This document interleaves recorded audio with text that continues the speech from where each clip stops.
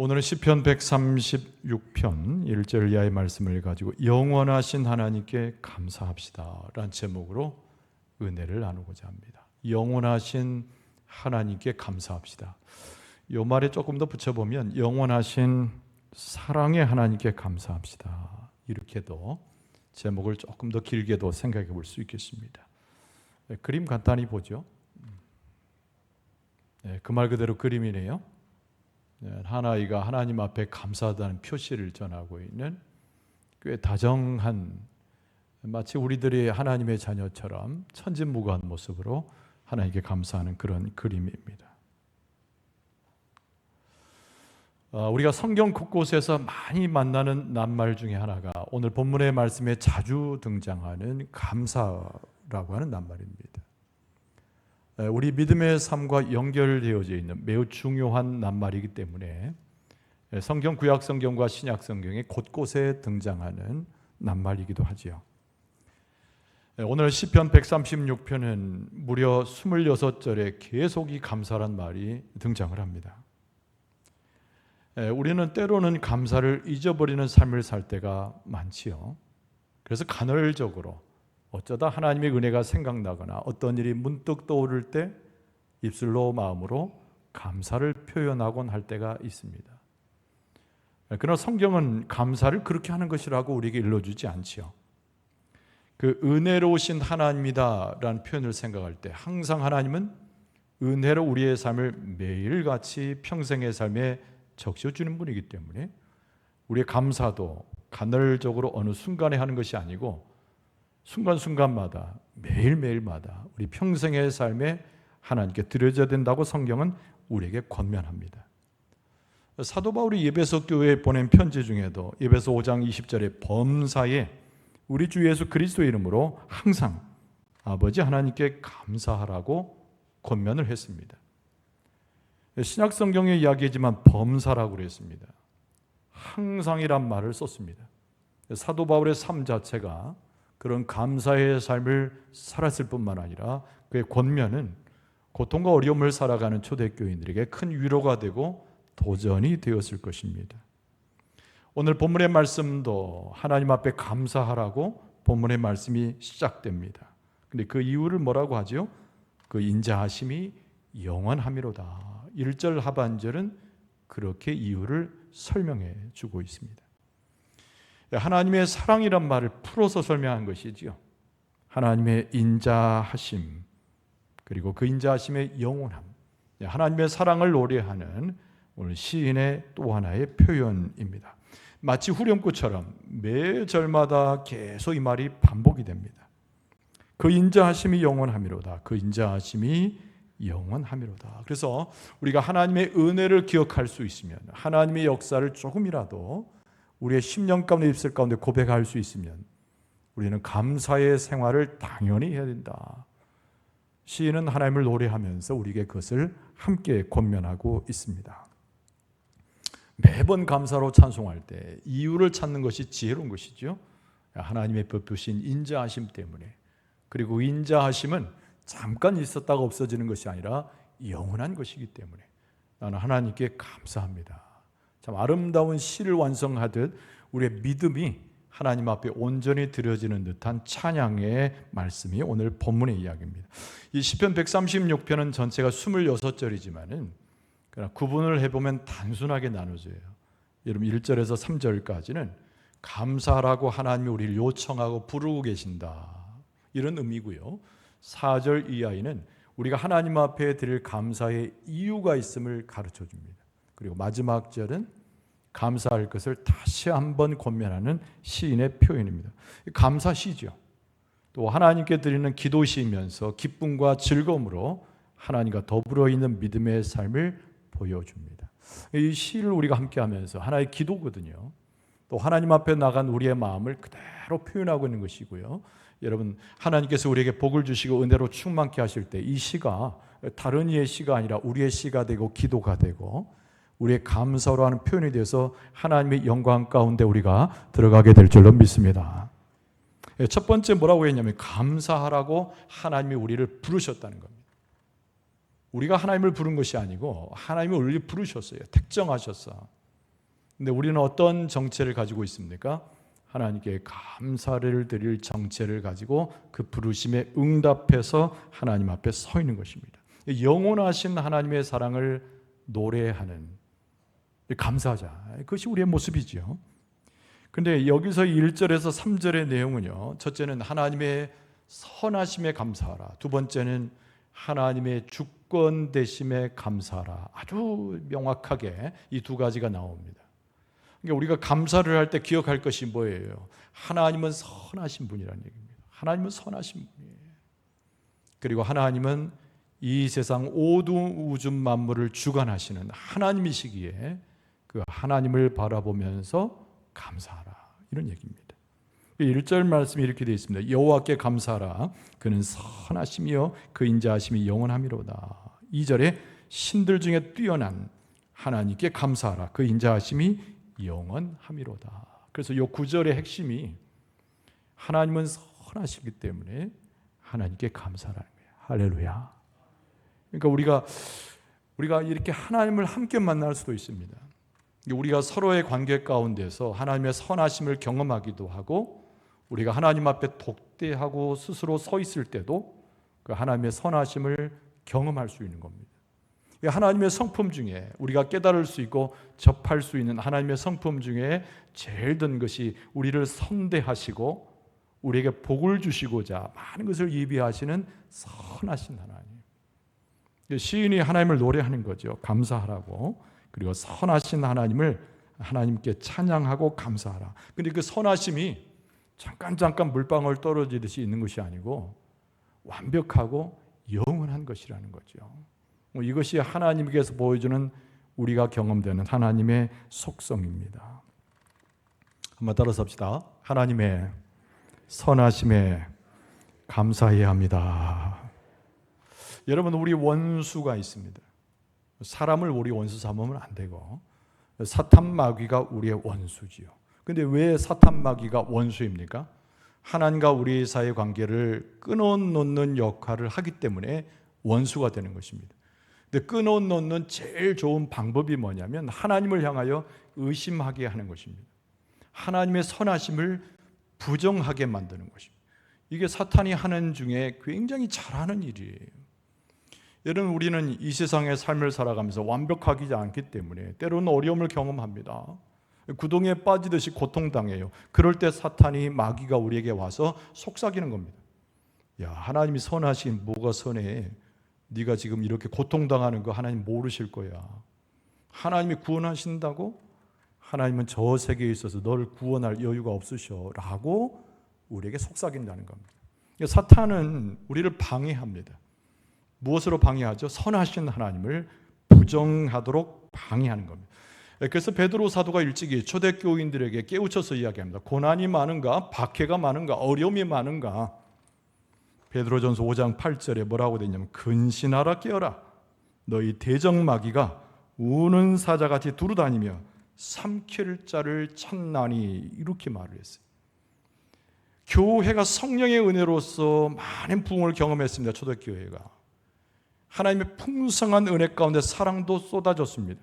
병자가 낫고 가난한 사람들에게 유무상통하면서 이것이 천국인가 보다라고 즐거워했습니다. 그러나 그것도 오래가지 못해서 박해와 그리고 심각한 어려움에 봉착하게 되죠. 그때 많은 사람들이 갈등하는 거예요. 내가 예수 그리스도를 믿는데 하나님의 자녀로 복권이 되어서 이제 내 삶 자체는 복되게 살아간다고 생각했는데 왜 고난이 내게서 멈춰지지 않는가? 그때 사탄이 들어오는 것이죠. 그래서 베드로 사도가 강하게 이야기하는 겁니다. 근신하라, 깨어라. 너희 대적마귀가 우는 사자같이 두루다니며 너희들 집어삼키려고 찾고 있다. 이렇게 경고했던 것이죠. 그리고 베드로 사도는 계속 권고하기를 우리의 이런 고난은 오히려 선한 하나님을 만날 수 있는 기회로 깨달으라, 이 말까지 전해주는 거예요. 그러니까 우리의 삶 전체가 다 어떤 삶인가 하니 내가 기뻐도 내가 슬퍼도 만족스러워도 힘들어도 내 삶이 풍족하듯 여길 때나 결핍되어 있을 때 다 선하신 하나님과 함께 있으므로 절대 사탄과 마귀가 공격하는 것에 마음을 빼앗기고 유혹에 넘어가지 말라는 겁니다. 그래서 베드로 사도가 베드로전서 5장 9절 이하의 말씀에 말하기를 너희는 믿음을 굳건하게 하여 그를 대적하라. 이는 세상에 있는 너희 형제들도 동일한 고난을 당하는 줄 알미라. 모든 은혜의 하나님 곧 그리스도 안에서 너희를 부르사 자기의 영원한 영광에 들어가게 하신 이가 잠깐 고난을 당한 너희를 친히 온전하게 하시며 굳건하게 하시며 강하게 하시며 털을 견고하게 하시리라.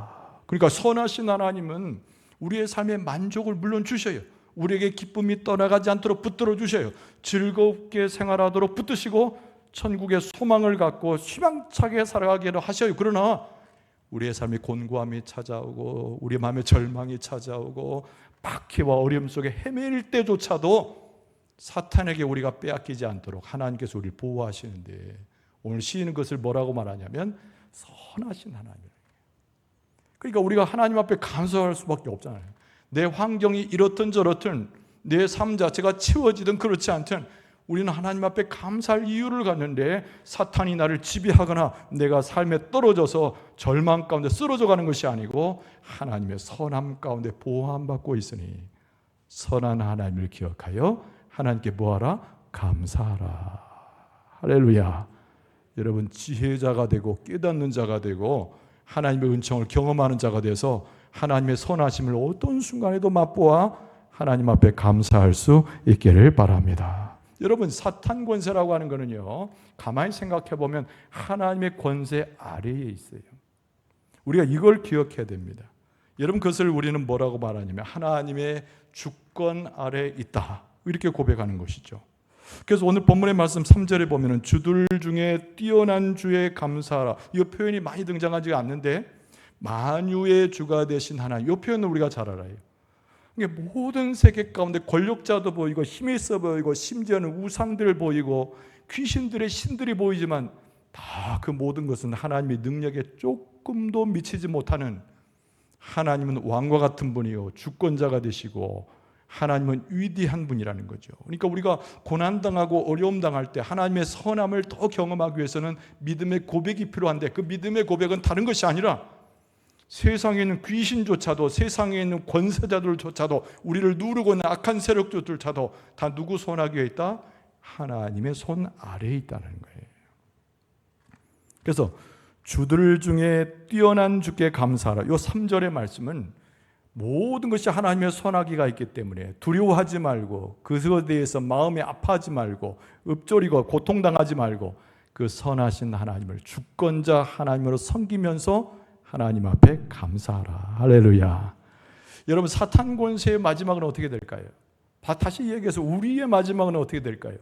여러분 예수 그리스도를 통해서 생명을 얻고 선하신 하나님이 인도하신 바는 우리의 삶은 영생의 삶을 이루러 하늘나라의 천국으로 기쁘게 들어가서 진정한 승리를 맛보게 될 줄로 믿습니다. 우리 괴롭히는 사탄은 어떻게 돼요? 권세, 힘을 가지고 공중 권세 잡은 자로 우리를 괴롭히고 선하신 하나님을 부정시켰던 사탄 권세는 어떻게 됩니까? 영원한 불못에 떨어지는 신세가 될 것이다. 믿습니까? 그 영원한 불못에 떨어져 버릴 그 사탄을 왜 두려워하냐고요. 그래서 요한계시록 20장 10절에 보면은 또 그들을 미혹하는 마귀가 불과 유황 못에 던져지니 거기는 그 짐승과 거짓 선자도 있어 세세토록 밤낮 괴로움을 받으리라. 할렐루야. 그러니까 마귀 권세는 처음 마지막에 유황의 불못에 떨어져 가지고 다 멸망하게 된다는 거예요. 여러분 멸망받을 세상 것들 더러운 것을 쫓아가지 말고 무당 쫓아가지 말고 세상에 우리 현혹한 것 쫓아가지 말고 더러운 것 거짓된 것 쫓아가지 말고 선하신 하나님을 붙들어서 영생의 약속의 소망을 바라보고 우리의 삶 가운데 감사로 성공할 수 있기를 바랍니다. 자, 오늘 본문의 말씀의 4절 이하는 뭐라고 제가 아까 말씀을 드렸어요. 감사할 이유에 대해서 소상하게 쓰고 있다고 그랬습니다. 여러분 우리가 가만히 개인적으로 묵상을 할 때 감사할 이유가 한 가지, 두 가지, 세 가지, 100가지 훨씬 넘을 수 있어요. 그런데 오늘 말씀에는 아주 정확하게 찝어서 우리가 감사할 이유에 대해서 이야기합니다. 따라서 합시다. 하나님 앞에 감사할 이유 있습니다. 할렐루야. 우리가 무조건 감사하는 것도 하나님 받으세요. 왜냐하면 우리의 삶 자체, 우리의 심령이 늘 하나님을 향해 있으니까. 그러나 지혜로운 사람은 현명한 사람은, 하나님 앞에 가서 똑똑한 사람은 그 지혜, 그 감사할 이유를 아는 사람들이에요. 그럼 하나님께 드릴 그 감사의 이유가 무엇인가? 딱 세 가지로 요약됩니다. 4절 이하에는. 첫째는 하나님은 창조주 하나님이시기 때문에, 두 번째는 하나님은 우리를 구원하시는 분이기 때문에, 세 번째는 우리를 구원하셔서 내버려 두는 것이 아니라 모든 것으로 공급하여 주시는 하나님이신 줄로 믿습니다. 이 세 가지가 모든 이유를 총괄하는 표현인 거예요. 첫째가 뭐라고요? 하나님은 모든 것을 지으신 창조의 하나님. 두 번째는 우리가 넘어지고 자빠지고 쓰러져 죽어가도 우리를 구원하시는 하나님. 할렐루야. 구원하시고 내버려 두는 것이 아니라 우리에게 필요한 것을 다 공급하시는 하나님이신 줄로 믿습니다. 그러니까 모든 우리의 삶을 다 포괄하는 이야기잖아요. 선하신 하나님이 우리에게 오셔서 그런 이유를 우리에게 일러주시고 가르쳐 주십니다. 오늘 본문의 4절 말씀에는 이런 말씀이 있어요. 홀로 큰 기이한 일들을 행하시는 이에게 감사하라. 그 인자하심이 영원함이로다. 하나님은 홀로 계신 분이에요. 유일한 하나님이시니까. 믿습니까? 홀로 계신 그 하나님께서 기이한 일, 우리가 볼 때 기이한 일들을 행하신다. 하나님 편에서 볼 때는 기이한 일이 아니에요. 일상이에요. 근데 우리가 볼 때는 기이한 일이고 신기한 일이에요. 근데 하나님께서 누구를 위해서? 하나님을 믿고 하나님의 자녀가 되고 하나님의 은혜 가운데 살아가는 자들을 위해서 기이한 일을 행하시는 줄로 믿습니다. 여러분 똑똑히 보고 보세요. 똑똑히. 여러분 첫째가 뭐라고 그러죠? 창조라고 해서 하나, 창조. 창조는 하나님의 엄청난 능력, 위대한 능력, 가늠할 수 없는 하나님의 능력을 보여줍니다. 오늘 본문의 말씀은 5절 이하 내용이 그런 내용이에요. 지혜로 하늘을 지으신 이에게 감사하라. 그 인자하심이 영원함이로다. 6절에 보면 땅을 물 위에 펴신 이에게 감사하라. 7절에 보면 큰 빛들을 지으신 이에게 감사하라. 8절에 해로 낮을 주관하게 하신 이에게 감사하라. 9절에 보면 달과 별들로 밤을 주관하신 이에게 감사하라. 그 인자하심이 영원함이로다. 그러니까 모든 만물을 누가 지으셨어요? 우리가 믿는 하나님, 여호와 하나님, 창조주 하나님께서 지으신 줄로 믿습니다.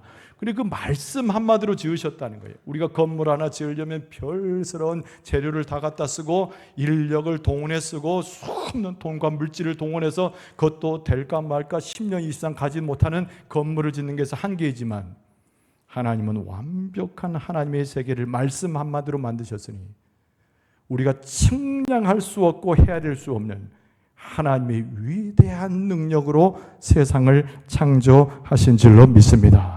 그 창세기 1장에 보면 이런 말씀이 있지 않습니까? 태초에 하나님이 천지를 창조하시니라. 요 창조, 이건 창세기는 세상이 시작되는 이야기인데 하나님께서 세상을 창조하심으로 세상이 시작된 거예요. 그러니까 세상의 시작은 하나님께 있는 것이죠. 그 위대한 능력의 근원인 거예요.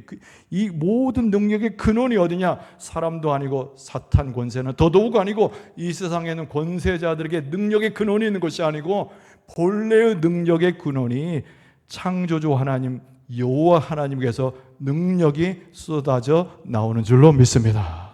여러분 이스라엘 백성이 예루살렘 성전을 바라볼 때 얼마나 귀했는지 몰라요. 그 언덕 위에 세워진 예루살렘 성전도 중요하지만 거기서부터 나와서 기브온에 물이 흘러내려올 때 그 샘물이 마르지 않게 흘러내리는데 그 모습을 보면서 어떤 생각을 했어요? 하나님의 은혜를 생각하고 하나님의 복을 생각하고 하나님의 신령한 것을 생각하고 하나님의 능력을 생각하고 하나님의 섭리를 생각한 줄로 믿습니다. 근데 마르지 않는 근원에서 나오는 거예요. 할렐루야, 할렐루야. 여러분 세상 붙들지 말고 곧 끊어져 버리고 없어질 세상 것 붙들지 말고 진정한 능력의 근원이 되신 하나님을 붙들게 될 때 우리는 하늘의 복을 다 받게 될 줄로 믿습니다. 그런데 여기 아까 5절에서부터 제가 9절까지 쫙 읽어드렸잖아요. 하나님께서 세상을 창조하신 그 위대한 하나님의 능력을 이야기하는데 6절에 땅을 물 위에 펴신 이 우리가 딛고 살아가는 이 땅과 저 하늘을 구별 지으신 분이 하나님이시라는 말입니다. 또 말씀해 보니까 해로 낮을 주관한다. 9절에 보면 달과 별들로 밤을 주관한다. 해도 만드신 분이 하나님이시고 달을 만드신 분이 하나님이시고 모든 광명을 만드신 분이 하나님이시고 낮과 밤을 주관하신 이가 하나님이신 줄로 믿습니다. 여러분, 밤중에 우리는 보이지 않아요. 우리의 어리석음을 묘사할 수 있습니다. 그러나 하나님은 어리석지 않으시니 밤에도 우리를 보호하시고 사막 가운데서도 보호하시고 낮에도 우리를 주관하시고 함께 하신 분이 그 위대한 창조주 하나님이신 줄로 믿습니다. 그 하나님을 고백하란 말이에요. 여러분, 지금 건물 밖에 나가면은 하늘을 보게 됩니다. 밤중이 되면 별을 보게 되고 달을 보게 됩니다. 낮에 태양을 보게 됩니다. 여러분, 수목들을 보게 됩니다. 심지어는 사람들을 보게 됩니다. 다 누가 만드신 거예요? 하나님. 그러지 말고 우리 아버지 하나님. 할렐루야. 나의 아버지 하나님. 할렐루야. 앞으로 기도할 때 하나님 그러지 말고 나의 하나님. 할렐루야. 누가 많이 썼던 표현이에요? 많이 들어봤잖아요. 다윗이 늘 그렇게 나의 하나님, 나의 하나님. 그러니까 그 위대한 하나님을 밖에 나가면 그냥 확인하는 거예요. 별들 보고 달 보고 확인하고 수목들 보고 확인하고 말이죠. 근데 제일 확인 잘 되는 것이 하나님의 형상을 따라 지음받은, 나도 있지만 옆에 있는 성도의 얼굴을 보면은 하나님의 형상을 보는 줄로 믿습니다. 아멘 했는데 못 보고도 아멘 해요. 그런데 우리의 눈동자 속에서 가만히 봐요. 유일하게 영혼을 심어 넣으시고 하나님과 인격적으로 교제하도록 우리를 만드신 분이 하나님이시라니까요. 근데 어떤 하나님? 나의 하나님. 할렐루야. 나의 하나님. 할렐루야. 그러니까 앞으로 기도할 때 손 모으고 나의 하나님. 너무 귀한 거예요. 그 하나님의 창조의 그 능력을 계속 확인하고 경험하면서 하나님 앞에 감사할 수밖에 없는, 감사할 수밖에 없는. 그런데 여러분, 우리는 어땠습니까? 우리의 과거의 삶도 그러하고 인생이라고 하는 것이 항상 하나님의 뜻대로 살아야 되고 선하게 살아야 되고 하나님의 말씀대로 살아야 되는데 그렇게 살지 못했지 않습니까? 아담과 하와가 범죄한 이후에 죄가 들어오고 하나님을 반역하고 어둠의 사슬 속에서 사망의 그늘에 놓여졌던 것이 우리의 모습 아닙니까? 자, 그럼에도 불구하고 하나님께서 우리의 범죄와 하나님 앞에 배역하고 하나님을 떠나 있고 우상을 숭배한 우리들까지 하나님께서 다 이끌어 주셔가지고 스스로 구원하지 못하는 우리 인생들을 구원하시게 붙들어 주셨으니 그 구원이야말로 위대한 하나님의 능력이 아니고 무엇이겠는가. 할렐루야. 여러분, 죄 가운데 빠져 있다고 하는 것은 죽음을 약속한 것과 똑같습니다. 여러분, 우리가 죄 가운데 있게 되면 그냥 가는 곳이 사망으로 가는 거예요. 그러니까 여러분, 우리의 삶에 둘러싸이는 것은 어둠이고 우리를 억누르고 있는 것은 사탄의 권세이고 항상 우리의 삶은 허덕이고 슬프고 좌절하고 욕만 나오고 원망만 나오고 질투만 하고 시기하고 싸움하고 분쟁하는 거예요. 그래서 우리가 스스로 거기에서 헤어날 수 있는 힘을 아무도 갖고 있지 못한데 하나님께서 찾아오셔가지고 예수 그리스도의 능력과 성령의 역사로 우리에게서 뜯어내기 시작하는데 뭘 뜯어내요? 더러운 것 뜯어내고 악한 영을 뜯어내고 시기하고 분냄을 뜯어내고 우리 안에 잘못되는 성품을 고치시고 우리의 심령의 영혼이 다시 용솟음 쳐서 하나님의 얼굴을 보게 하고 하나님의 역사 가운데 거하게 하고 하나님을 찬송하게 하고 예배자로 세워주실 줄로 믿습니다. 오늘 본문의 말씀에 보니까 이스라엘 백성이 겪었던 역사로 비유하고 계십니다. 오늘 본문의 말씀 10절에 보니까 애굽의 장자를 치신 이에게 감사하라 그랬어요. 그 인자하심이 영원하미로다. 11절에 이스라엘을 그들 중에서 인도하여 내신 이에게 감사하라. 그 인자하심이 영원하미로다. 여러분, 이스라엘 백성이 애굽 땅에 몇 년 있었어요? 430년 있었습니다. 하나님을 믿지 않는 그 땅에 제국의 사람들과 온갖 우상을 강요했던 그 시대 가운데 이스라엘 백성은 자기 정체를 잃어버리고 하나님의 이름도 잃어버리고 제사할 줄도 모르는 신음하는 노예로서 430년을 살았어요. 그들이 입었던 옷은 우상의 옷을 입었고 그들이 섬겼던 것은 바로를 비롯해서 심각한 우상을 섬기고 노예로 끌려가서 자유도 없었고 그저 얽매는 사슬이 그들의 삶 자체였지 않습니까? 근데 하나님께서 그들에게 사슬을 벗겨주시고 옷을 벗겨주시고 거룩한 예복을 입히시고 그들로 하여금 애굽을 탈출해가지고 적과 꿀이 흐르는 가나안 땅을 소망을 주셔가지고 하나님 앞에 예배할 수 있는 백성을 삼아주셨지 않습니까? 이게 하나님의 능력이라는 겁니다. 이게 하나님의 능력이라는 거예요. 구원의 능력이라는 겁니다. 여러분, 자녀들 걱정할 거 없어요. 하나님께서 약속하시고 붙들어주는 자녀는 세상에 더러운 것 다 벗겨주시고 하나님께서 그들 가운데 몹쓸 것도 다 벗겨주시고 어리석은 것도 붙들어 다 벗겨주시고 하나님의 자녀로 백성으로 하나님께서 인도해 주실 줄로 믿습니다. 누구에게 그렇게 했던 것처럼 내게 그렇게 하셨던 거죠. 내 삶이 죄악 가운데서 스스로 구원하지 못하고 구렁텅이에서 스스로 나올 수 없을 때 하나님께서 손 내밀으셔서 나를 구덩이에서 건지시고 내 옷을 벗겨서 예복을 입히시고 나를 정결케 하시고 하나님의 거룩한 백성으로 세워주신 것처럼 내 자녀를 그렇게 세우시고 사랑한 자를 세우시고 하나님의 구원 자체는 엄청난 하나님의 능력이었다는 거예요. 세상을 창조하셨던 그 능력만큼이나 우리를 새롭게 하시고 구원하시는 하나님의 권세는 능력이라는 거예요. 그래서 그 하나님의 능력을 경험하게 되면 우리는 어떻게 됩니까? 아침부터 저녁까지 매일의 삶 가운데 하나님 앞에 감사할 수밖에 없는 거예요. 그래서 그것이 하나님의 인자요, 하나님의 그 인자하심의 영원함이 나와 함께한다. 그래서 시인이 하나님을 찬송하면서 감사하고 있지 않습니까?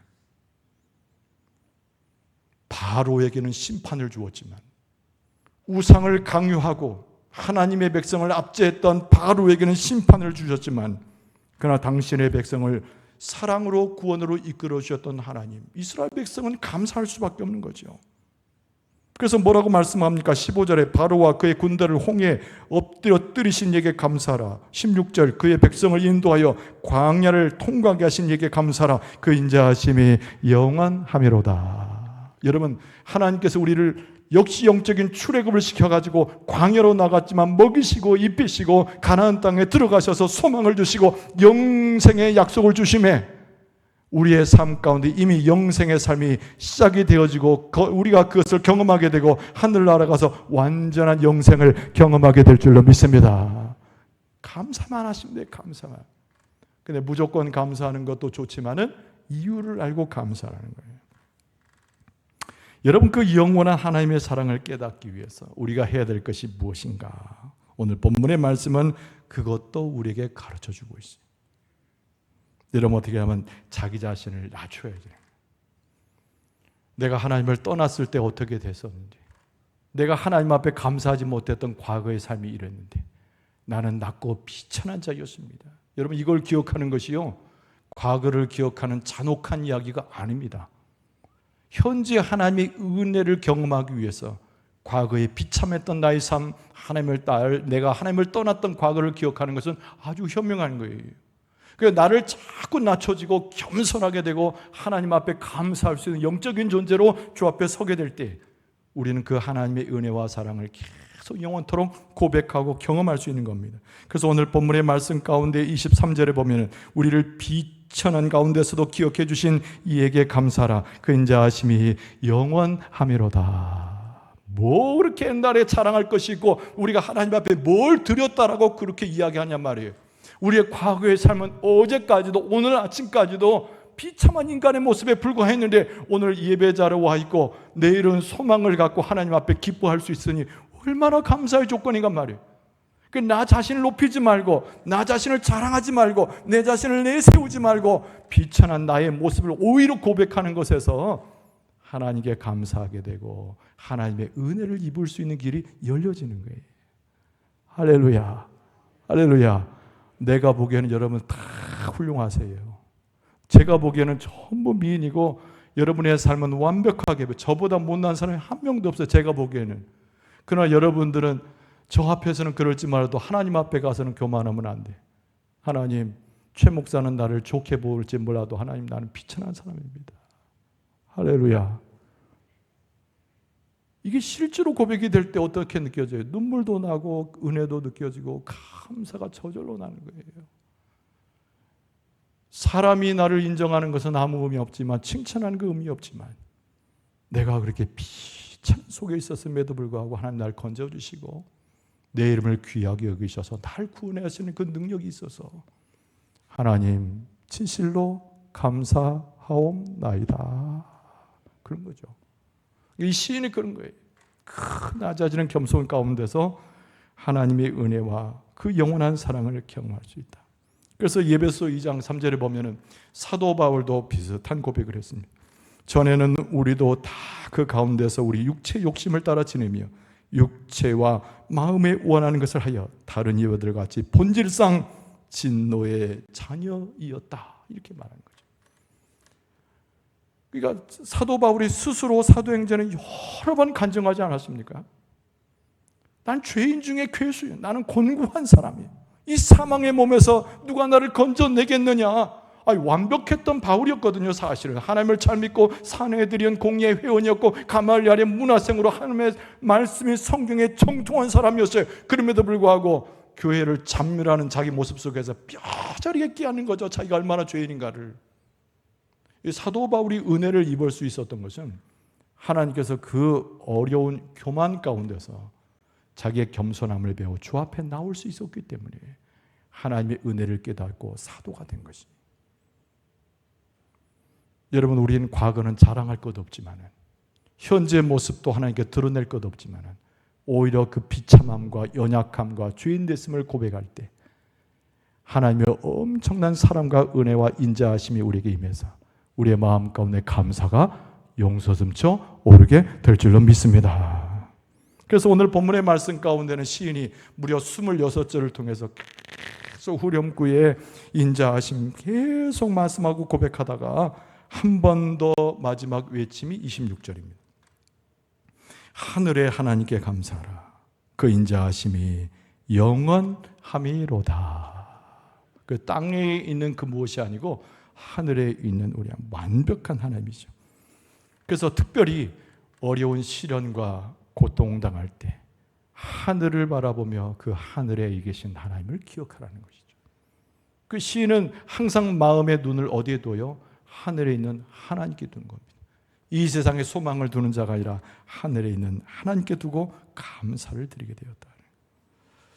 그러니까 하나님을 향한 하나님의 사랑이 얼마나 우리에게 영원하냐. 오늘 주제를 통해서 26절에 26번이나 나오고 있습니다. 매우 중요하죠. 26절이 외침이었지만 1절도 26절과 똑같은 말씀이에요. 1절 말씀을 다시 읽어드립니다. 여호와께 감사하라. 그는 선하시며 그 인자하심이 영원함이로다. 감사할 수 있기를 바랍니다. 감사의 이유를 아는 지혜가 있기를 바랍니다. 우리의 마지막도 하나님 앞에 감사하는 모습으로 하나님 앞에 무한한 영광을 돌릴 수 있기를 바랍니다. 주 안에서 복을 누리시고 그 은혜 가운데 감사하는 삶으로 승리하고 하나님께 기쁨을 드릴 수 있는 여러분과 저의 모습 되어질 수 있기를 주의 이름으로 축원합니다.